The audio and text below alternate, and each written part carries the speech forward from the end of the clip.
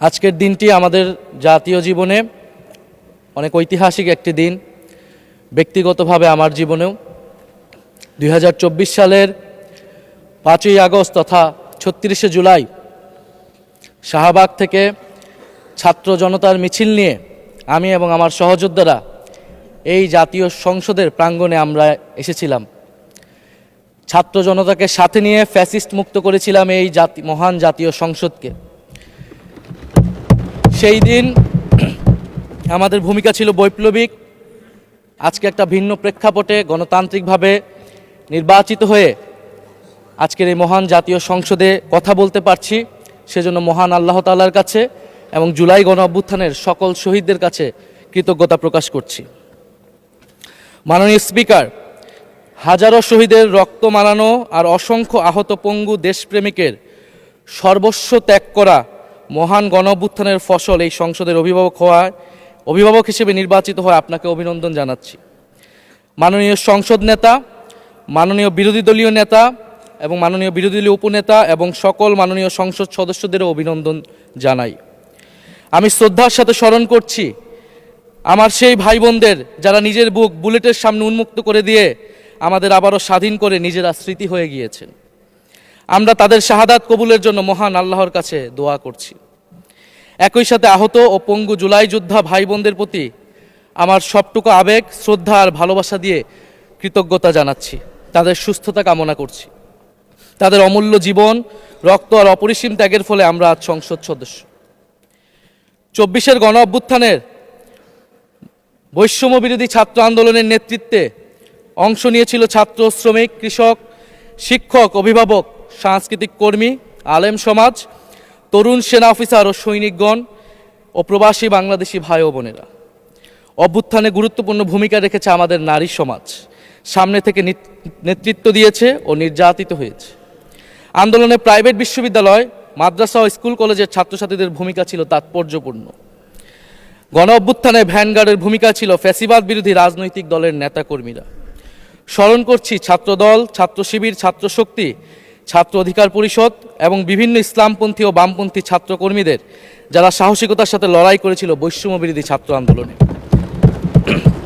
মাননীয় স্পিকার, 24 মানে কেবল 24 না, এর পিছনে রয়েছে বিশাল প্রেক্ষাপট। আমি স্মরণ করছি 47-এর আজাদির লড়াই, 71-এর মহান মুক্তিযুদ্ধ এবং 24-এর ছাত্র জনতার গণ অভ্যুত্থান এবং সকল জাতীয় শহীদকে। এ সকল ঐতিহাসিক জাতীয় সংগ্রামের ধারাবাহিকতায় আজকের বাংলাদেশ গৌরব নিয়ে দাঁড়িয়ে আছে।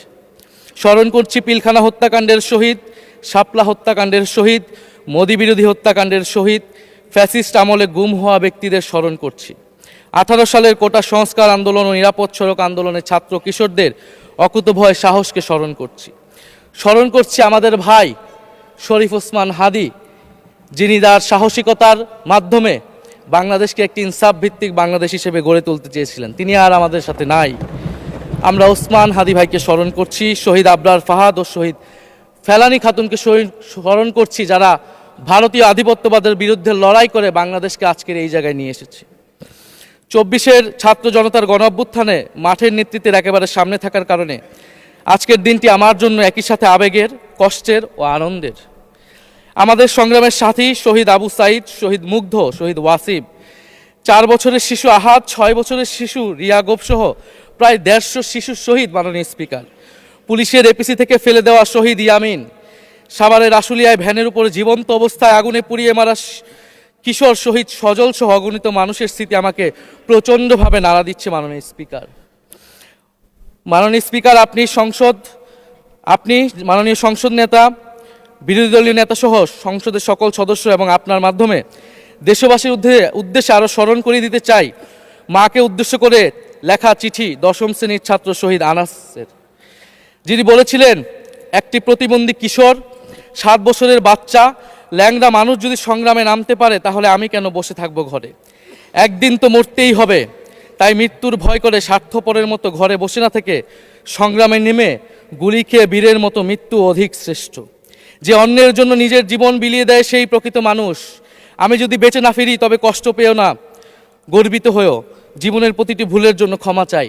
আনাস তার মাকে এই চিঠি লিখে রাস্তায় নেমে গিয়েছিলেন, শহীদ হয়েছিলেন। মাননীয় স্পিকার, যাদের আত্মত্যাগের কারণে আজকে আমরা এখানে বসে কথা বলতে পারছি। মাননীয় স্পিকার, জুলাই গণঅভ্যুত্থানের সাথে জড়িয়ে আছে দেশনেত্রী বেগম খালেদা জিয়ার সংগ্রাম ও তার আত্মত্যাগ। ওনার সংগ্রাম অনুপ্রাণিত করেছিল বাংলাদেশের তরুণ সমাজকে আত্মহুতি দিতে গণ অভ্যুত্থানে। আমরা আজকে তাকে শ্রদ্ধার সাথে স্মরণ করছি। মাননীয় স্পিকার, আমি বিশ্বাস করতে চাই আমরা যারা সংসদে বসতে পেরেছি কেউই এই শহীদের রক্তের সাথে বেইমানি করব না। কারণ জুলাই গণ অভ্যুত্থান মানে শুধু জুলাই গণ অভ্যুত্থান নয়, এটি নতুন বাংলাদেশের আকাঙ্ক্ষা। গণভোটের রায় অনুযায়ী আমরা যেমন সংসদ সদস্য, একইভাবে সংবিধান সংস্কার কমিশনের সদস্য। আমাদের সরকারি দলের বন্ধুরা অবিলম্বে সংবিধান সংস্কার কমিশনের সদস্য হিসেবে শপথ নেবেন বলেই আমরা বিশ্বাস করি। আমরা একই সাথে গণতান্ত্রিক সংস্কারগুলো সাধন করতে চাই। 70% মানুষ গণভোটে তাদের রায় জানিয়ে দিয়েছে মাননীয় স্পিকার। গণতন্ত্রে জনতার রায় সার্বভৌম, তার উপর কোনো আইন বা বিধান চলতে পারে না। মাননীয় স্পিকার, আমরা বিচার চাই, জুলাই গণহত্যার বিচার চাই, শরীফ ওসমান হাদি হত্যার বিচার চাই, গুম খুনের বিচার চাই, বিগত সময়ে হওয়া লুটপাট এবং দুর্নীতির বিচার চাই। জুলাই মানেই নতুন বন্দোবস্ত, গণতান্ত্রিক অন্তর্ভুক্তিমূলক বৈষম্যহীন দেশ। জুলাই মানে আধিপত্যবাদ মুক্ত, ফ্যাসিস্ট মুক্ত দেশ। জুলাই মানে মানবিক মর্যাদা ও দায় ও দরদের বাংলাদেশ। মাননীয় স্পিকার, আমি শেষ করব একটি কথা বলেই।